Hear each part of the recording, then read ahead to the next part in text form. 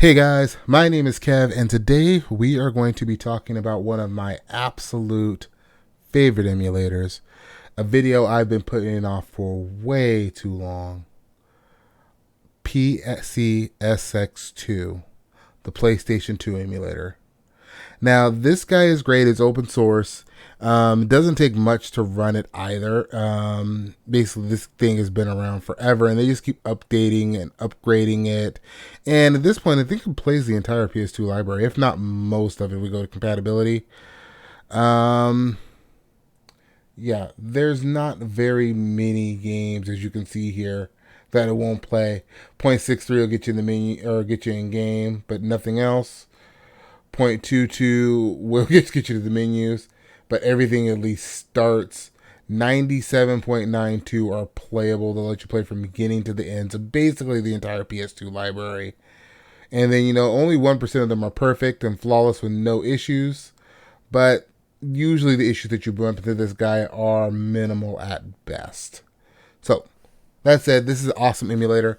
Let's go ahead and get started with the install and setup process. Alright, so here we are. We're going to go to our nightly builds, and we are going to download this guy, this top one here. Alright, so we've extracted everything from the folder, and these are all of your files here. Now, I'm going to leave it on the desktop for now, but you'd want to put this somewhere safe where you can keep it and keep up with it. And you're going to want to isolate this file here. This guy is your executable for the emulator. So you just double click that guy. And you're going to open up your emulator there. And then we are going to go into settings. From settings, first thing you're going to want to do, you want to find your BIOS. It's already found my BIOS. So great. Hey guys, Editing Kev here. Something I want to make note of that I didn't say very clearly in the video. Yes, you want to set up your BIOS first, and setting up the BIOS is super easy. Actually, the emulator auto detects it, but make sure that when you go to your BIOS, and this is the main emulator folder, you have to copy and paste your BIOS into this folder. Now, when you do that, the emulator will automatically detect it, but if you don't copy and paste them there, and it has to be in the same BIOS folder where your executable is, it will not work. And then for your games list, you can make it scan your directory for scan new games, or you can just give it a file path. I'm going to give it a file path. Click on the little button there. My games are stored here, and then ROMs, PS2 ROMs, select folder, and just let it scan the directory, and now it's going to pull in all of your PS2 games. These are the ones I have installed right now. You can go to emulation. You can generally leave this guy alone unless you want to make some changes, like if you want to enable widescreen hacks, you can do that. If you want to change the speed, fast forward speed, motion speed, you can do all that stuff in here. System, for the most part, I leave it alone. Nothing really in here that I touch. Interface, the same. I usually make it start in full screen, and hide cursor in full screen as well. I want that. But in general, I leave this guy alone. You can change the theme color if you wanted to, make it light. But I like dark modes, or even this blue, which they call blue, but it's really just dark. Gray, blue, in my opinion, don't look much different. But you can also do like, say, ooh, this red, purple color. But I'm going to stick to the normal gray one for right now. Graphics, you can pick a renderer. I, in general, pick Vulkan whenever I can. Your adapter is always going to be your graphics card. And then you have your general screen modes that you would have in PC games. You can have it auto standard select your aspect ratio, or if you want to always 4:16:9 or 4:3, you can do that too. The FMVs for the movies, you can do that there too. Rendering, again, you can change the resolution to have it be whatever you want. I'm going to go to 1080p. And for the most part, like I said, this is just setting up now just your graphics for the emulator. Or you can just leave everything alone. It's all about what you want. Audio, I'm going to leave that alone. You can change the interpolation, but I just generally leave the audio alone. I don't fool with that too much. Memory cards, it's going to save that on the on your PC when you save stuff, so I'm not going to fool with that too much. And then you have your folders where you want to save stuff as well. And then, of course, last but not least, you have your controller settings. So settings, and then you go controllers. And from here, I'm using a DualSense mode. So you can enable the DualSense mode there. I use a DualSense. Otherwise, if you just use the Xbox controller, you'll want to enable X input source. SDL input supports most controllers and provides the functionality for the DualSense that you want. In Bluetooth with the vibration LED controls. So those are always good.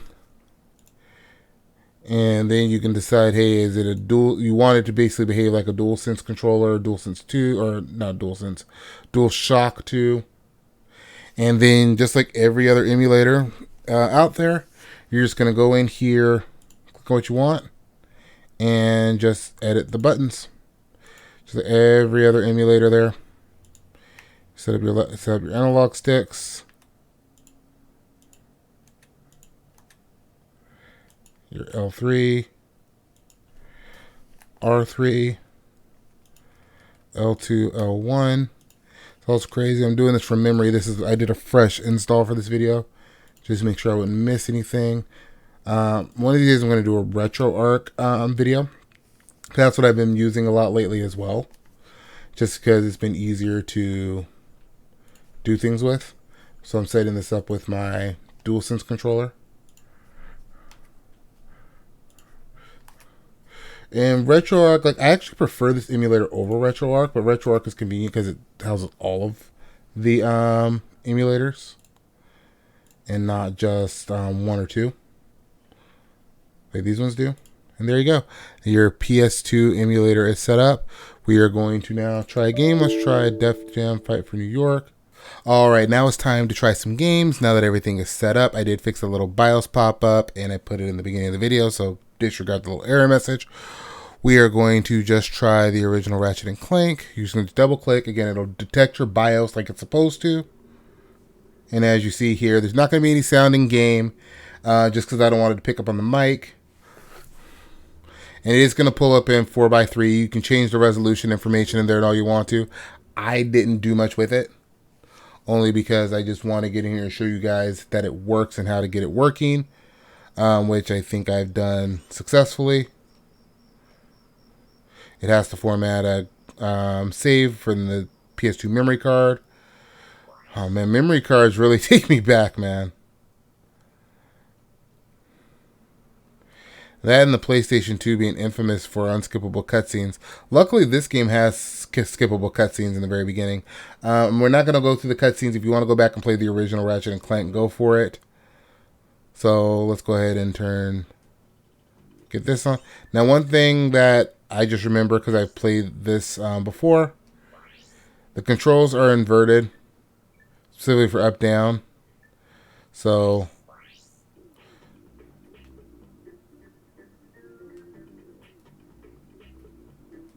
yeah, the controls are inverted. The camera controls are inverted, which feels weird by today's standards.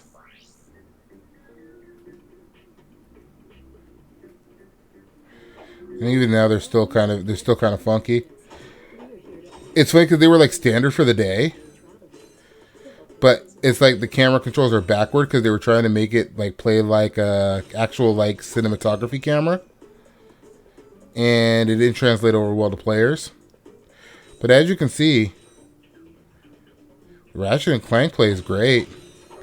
There's a little bit of screen tearing here. I'd turn on VSync or put a frame rate cap on it, but keep in mind these are PS2 games, and I have a 2080 Ti. Like this, it destroys these games. Like it's way too powerful, really, for something like this. But I like it. I like these kinds of games.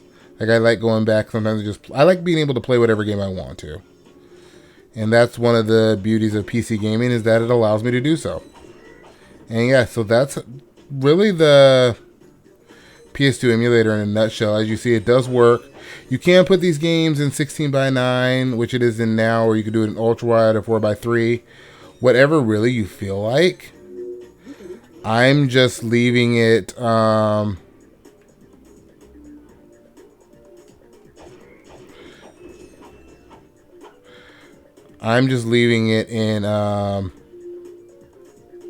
There we go. I forgot how to do that. I'm leaving it just in 16:9 for now. Really for the video. But I've played some of these games in ultra wide to middling success.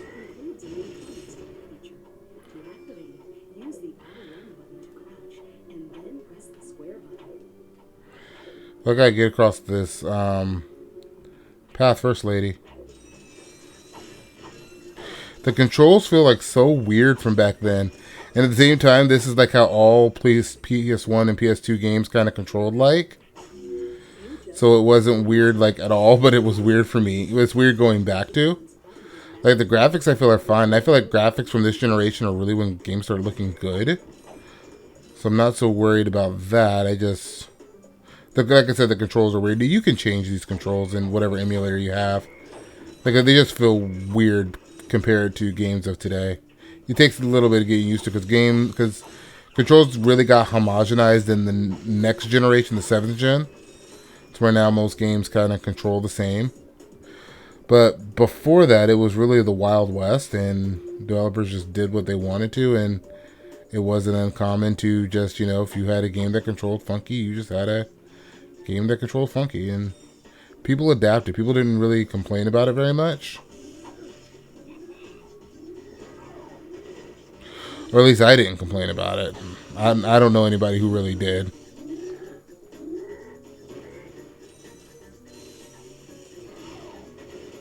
So yeah, so that's the PS2 emulator in a nutshell. Let me know what you guys think in the comments below. I'll talk to you guys next time. Thanks for watching.